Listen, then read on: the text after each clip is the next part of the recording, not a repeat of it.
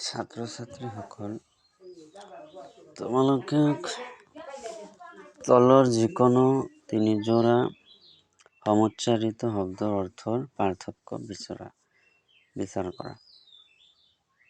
আচল আচল, ঘৰ ঘৰ, হাট হাট, গাঁও গাঁও, গিৰি গিৰি, কাঁহ কাঁহ।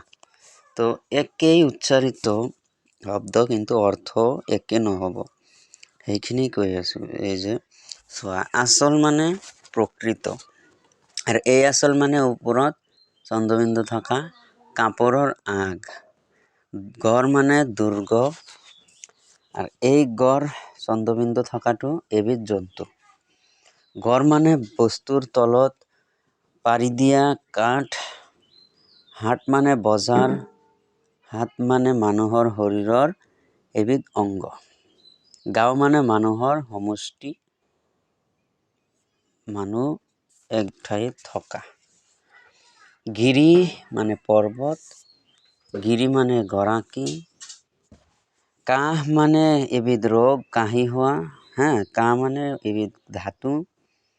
জান মানে বুজি পোৱা সৰু জুৰি, এইটো 2015 চনত আহিছিল। আৰু এই জান মানে বাহন মানে গাড়ী। কথা মানে বাক্য আলাপ, কথা মানে মাটিৰ জোখ। অণু মানে পদাৰ্থৰ ক্ষুদ্ৰতম কণিকা, আৰু এই অণু মানে পাছত। ধুতি মানে গুচি, আৰু এই ধুতি মানে চুৰিয়া। দিন মানে সময়ৰ ভাগ, দিন মানে দৰিদ্ৰ দুখীয়া। হৰ মানে কাৰ, হৰ মানে তলত পৰা বা গাখীৰৰ চামনি। পাণ মানে তামোলৰ লগত খোৱা লতাজাতীয় পাত, আৰ এই পাণ মানে হল পি বা খোৱা। 2018 চনত আছিল। কাণ মানে শৰীৰৰ অংগ, কাণ মানে কাষ।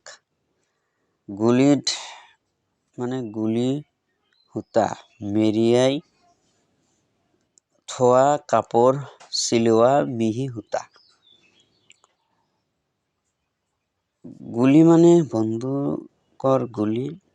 ছাল মানে ঘৰৰ ছাল, ঘৰৰ ওপৰত থকা সেইখন বেৰ। কাছ মানে চিছা, কাছ মানে পানীত থকা এবিধ প্ৰাণী।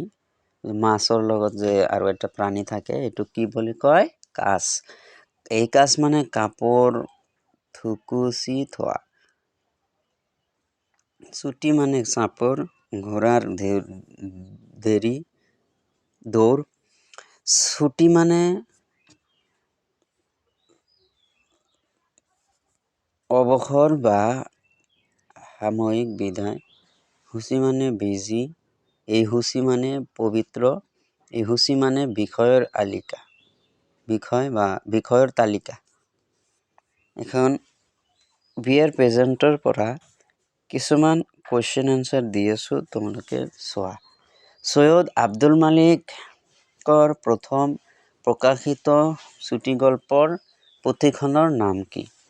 যে সৈয়দ আব্দুল মালিকৰ প্ৰথম প্ৰকাশিত চুটিগল্পৰ পুথিখনৰ নাম হ'ল পৰশমণি।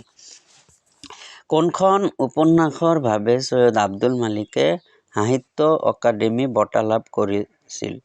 অঘৰী আত্মাৰ কাহিনী উপন্যাসখনৰ বাবে সৈয়দ আব্দুল মালিকে 1972 চনত সাহিত্য অকাডেমি বঁটা লাভ কৰিছিল। সৈয়দ আব্দুল মালিকে ৰচনা কৰা এখন ভ্ৰমণ কাহিনীৰ নাম লিখা। মাজত মাথো হিমালয়। জ্যোতিপ্ৰসাদ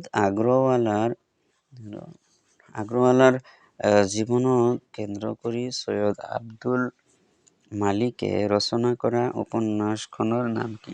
জ্যোতিপ্ৰসাদ আগৰৱালাৰ জীৱনক কেন্দ্ৰ কৰি সৈয়দ আব্দুল মালিকে ৰচনা কৰা উপন্যাসখনৰ নাম হ'ল ৰূপতীৰ্থৰ যাত্ৰী। বিয়াৰ প্ৰেজেণ্ট গল্পটোত থকা অসুখ হোৱা ছোৱালীজনীৰ নাম কি? বিনীতা। তেৱেঁই আগবাঢ়ি আহিল আৰু মোৰ মুখলৈ চাই সুধিলে, আমাৰ তাৰে নোহোৱানে? কোনে কাক কথাষাৰ সুধিছিল? তেওঁৱেই আগবাঢ়ি আহিল আৰু মোৰ মুখলৈ চাই সুধিলে, আমাৰ কাৰে নোহোৱানে? এই কথাষাৰ বিনীতাৰ দেউতাক কনকেশ্বৰ ঠাকুৰে নেজিয়াক সুধিছিল। নেজিয়াই কাৰ বিয়া খাবলৈ গৈছিল? নেজিয়াই মোমায়েক হাকিম আহমেদ চাহাবৰ নুমলীয়া জীয়েকৰ বিয়া খাবলৈ গৈছিল। নাজিয়াই কিয় হস্পিতাললৈ যাবলগীয়া হ'ল? নাজিয়াই টাউনত তেওঁৰ মোমায়েকৰ জীয়েকৰ বিয়ালৈ যাওঁতে বাছ ষ্টেচনত একে গাঁৱৰে কনকেশ্বৰ ঠাকুৰক লগ পাইছিল। তেওঁ সৰু ছোৱালী পেৰেজাৰ অসুখ হোৱাৰ বাবে হস্পিতাললৈ আনিছিল যদিও পইচাৰ টনাটনি ইয়াতে হোৱাত গাঁৱলৈ গৈ পইচা অলপ যোগাৰ কৰাৰ কথা ভাবিছিল ইয়াতে। কিন্তু বাটতে নাজিয়াক লগ পোৱাত নাজিয়াই বিনীতাৰ অৱস্থাৰ কথা শুনি বিয়াখনলৈ নগৈ সেই পইচাখিনিৰে বিনীতাক সহায় কৰিবলৈ হস্পিতাললৈ গৈছিল। কনকেশ্বৰ ঠাকুৰে তেওঁৰ কন্যা বিনীতাৰ অপাৰেশ্যন কৰাবলৈ ক'ৰ পৰা পইচা পালে? কনকেশ্বৰ ঠাকুৰে তেওঁৰ কন্যা বিনীতাৰ অপাৰেশ্যন কৰাবলৈ হাতত টকা নথকাৰ বাবে গাঁৱত থকা ঘৰলৈ ঘূৰি যাবলৈ ওলোৱাত বাছ ষ্টেচনত নাজিয়াক লগ পায়। নাজিয়াই কনকেশ্বৰ ঠাকুৰৰ বিপদৰ কথা শুনি বিয়ালৈ নগৈ টকা 100 দি অপাৰেশ্যন কৰাবলৈ কৈছিল আৰু এনেকৈয়ে কনকেশ্বৰ ঠাকুৰে তেওঁৰ কন্যা বিনীতাৰ অপাৰেশ্যন কৰাবলৈ পইচা পালে। আমাৰ দুজন একেলগে বিয়ালৈ যোৱাটো উচিত নহ'ব।